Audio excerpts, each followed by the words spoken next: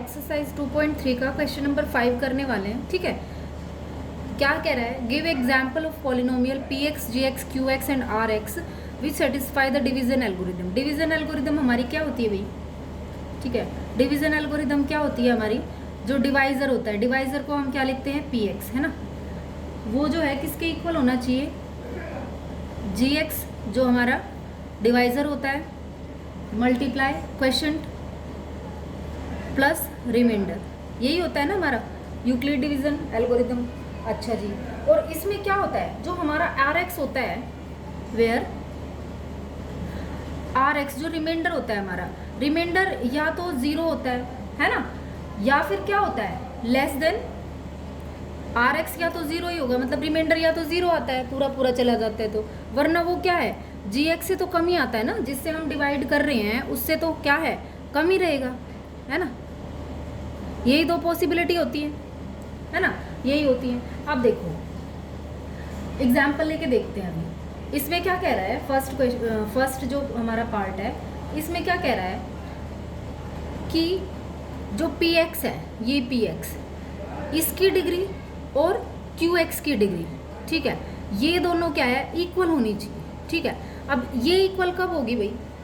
ये जो Q x की डिग्री है ये कम होगी। अब क्यू एक्स देखो कहाँ आता है हमारा, यही होता है ना, ये पी एक्स होता है ना, ये जी एक्स होता है, ये क्यू एक्स होता है, और रिमाइंडर जो है वो हमारा क्या होता है, आर एक्स, यही होता है ना। तो कह रहा है इसकी और इसकी डिग्री सेम होनी चाहिए।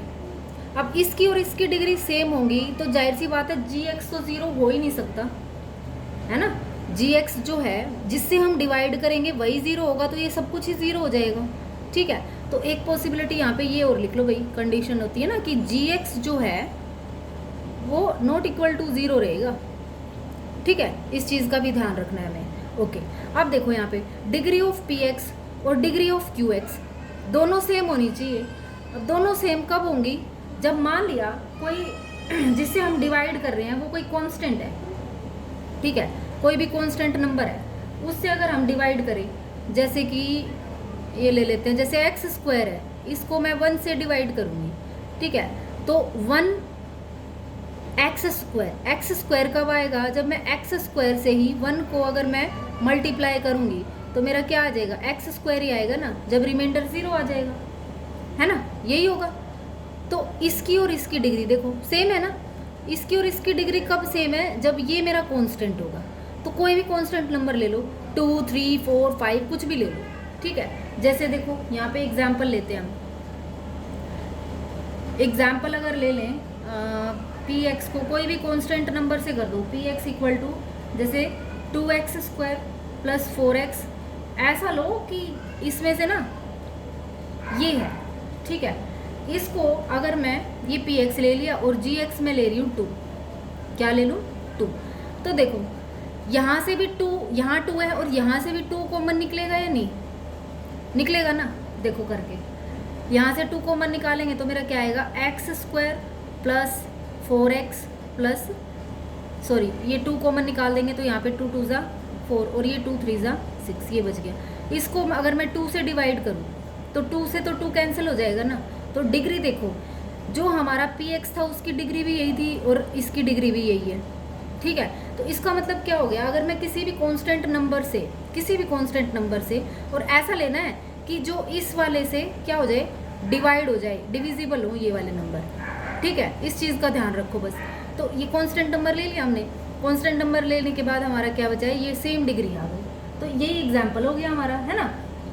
तो जो हमारा क्वेश्चन है वो हमारा क्या आ गया, क्वेश्चन भी हमारा क्या आ गया, जो क्यू एक्स है वो भी हमारा क्या आ गया, x square plus 2x plus 3, दोनों की डिग्री क्या है, क्यू एक्स की और पी एक्स की, ठीक है, दोनों की डिग्री क्या है, सेम है।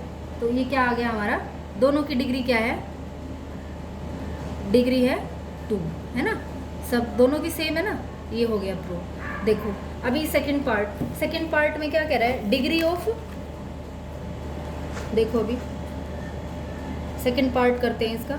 सेकंड पार्ट क्या है, degree of Q x, question जो है उसकी डिग्री इक्वल होनी चाहिए डिग्री ऑफ रिमाइंडर, ठीक है, क्या होना चाहिए, क्वेश्चन की जो डिग्री है वही जो है इक्वल होनी चाहिए रिमाइंडर के। ओके, तो देखो वही ले लेते हैं कांस्टेंट वाला, है ना। जैसे कि कांस्टेंट कोई भी नंबर ले लो, 5 6 7 कुछ भी, 2 3 4। जैसे कि पी एक्स है, पी एक्स में ले लेती हूँ 5x स्क्वायर प्लस 5, मतलब सब डिविजल होने चाहिए ये सारे, ठीक है। 5x और प्लस 5 ये ले लिया। और अगर मैं gx लूँ, gx में ले लूँ x स्क्वायर, ये वाले same x square plus x और प्लस 1, ये ले लिए मैंने, ठीक है। अगर मैं इससे इसको डिवाइड करूँ, है ना, तो देखो क्या हो रहे हैं, इसमें से कांस्टेंट निकाल लो 5। अगर इसमें से मैं डिवाइड करती हूँ इसको, तो देखो 5x square plus 5x plus 5, इसको मैं डिवाइड करूँ किससे, x square plus x plus 1। तो देखो 5 से अगर मैं इसको करूँ तो 5x स्क्वायर हो गया और ये हो जाएगा 5x और 5 1 जा 5। तो देखो रिमाइंडर क्या आ रहा है, 0। 0 भी एक कांस्टेंट नंबर है ना, तो ये क्या कह रहा था कि QX की डिग्री मीन्स ये हमारा QX है, इसकी डिग्री और RX की डिग्री दोनों इक्वल होनी चाहिए। तो ये भी कांस्टेंट नंबर है और ये भी कांस्टेंट नंबर है, इसकी भी डिग्री 0 है और इसकी भी डिग्री 0 है। मीन्स इसमें कोई भी जैसे x y कुछ भी है नहीं ना, Q P कुछ भी नहीं है इसमें, तो ये कांस्टेंट नंबर होता है। तो इसकी जो डिग्री है वो क्या हो जाएगी, डिग्री मतलब क्या है भाई, x की पावर 1 है, x की पावर 2 है, ये डिग्री होती है। अब यहाँ पे तो x है ही नहीं, ठीक है, तो पावर क्या हो गई 0, और यहाँ पे भी x नहीं है तो पावर 0। तो दोनों के देखो डिग्री तो सेम आ रही है ना, ठीक है। तो यहाँ पे क्या हो जाएगा, जो QX है उसकी भी डिग्री 0 हो जाएगी, ठीक है, और RX की भी डिग्री क्या हो जाएगी, डिग्री हो जाएगी 0, ठीक है। ये हो गया हमारा सेकंड पार्ट। अभी हम थर्ड पार्ट करते हैं, ठीक है। थर्ड पार्ट देखो, थर्ड पार्ट क्या है, थर्ड पार्ट में हमें दिखाना है degree of R X equal to 0। तो ये तो देखो हमारा जो हमने अभी पहले किया है उसमें भी हमारी जो आर एक्स है वो 0 आ रहा था ना। कब आ रहा था, कोई भी कांस्टेंट नंबर से जब हम, जैसे पी एक्स है, इसको मैंने ले लिया 2x cube plus 2x square plus 2x plus 2, इनमें से कॉमन देखो 2 ही है सब में। और इसको मैं अगर डिवाइड कर दूं किससे, इन वाले से जो कांस्टेंट नहीं है उनसे, देखो x cube plus x square plus x plus 1, इससे अगर मैं इसको डिवाइड करूं तो देखो मेरा क्या आएगा, यही आएगा 2x cube plus 2x square plus 2x plus 2, ठीक है। इसको डिवाइड करो x cube plus x square plus x plus 1। अगर x क्यूब को मैं 2 से करूँ, 2 से अगर मैं डिवाइड करूँ तो मेरा क्या हो जाएगा, मल्टीप्लाई करूँ तो क्या आ जाएगा 2x cube plus 2x square plus 2x, ठीक है, प्लस में 2 1 जा 2। तो देखो रिमाइंडर मेरा 0 आ रहा है ना, तो ये कांस्टेंट नंबर का लेके चलो, ये क्वेश्चन तभी सोल्व हो जाएंगे, ठीक है। तो कोई कांस्टेंट नंबर मैंने लिया कोई, और ये रिमाइंडर मेरा क्या हो गया 0, ठीक है। तो ये हो गया हमारा थर्ड पार्ट।